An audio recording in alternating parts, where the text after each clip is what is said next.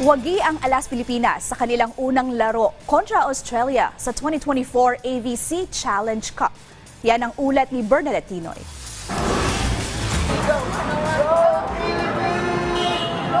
Libo-libong volleyball fans ang pumila para suportahan ng Alas Pilipinas para sa unang laro nito kontra Australia sa 2024 AVC Challenge Cup.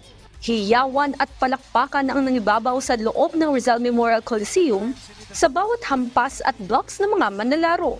Nakuha ng Australia ang liderato sa first set sa score na 25-22, ngunit hindi naman nagpatinag ang pambansang koponan para pagharian ng sunod na dalawang set sa score na 25-19 at 25-16. Sa huling set, dito na nagpamalas ng galing ang ilang volleyball stars sa sina Gia Morado de Guzman, Fifi Sharma at Angel Canino na nagresulta para makuha ng bansa ang panalo sa laro. Nagtapos ang laban sa score na 3-1.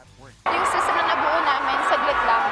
But, basta like, everyone was just determined to work hard and as one, kaya namin nakuha yung mga remaining sets.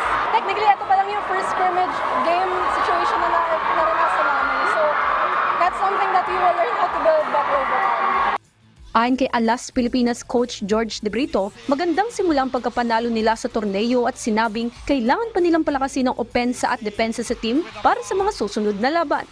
We have to take advantage the skills that we have better than them. In this case, the receiver is good. We have a good setter and a lot of weapons to spike. Yeah, a lot of good players, middle blockers, opposite and everything. Makakaharap ng Alas Pilipinas ang pambato ng India ngayong alas 7 ng gabi, habang Iran at Chinese Taipei naman ang makakatapat nila sa araw ng Sabado at Linggo. Bernadette Tinoy para sa Pambansang TV sa Bagong Pilipinas.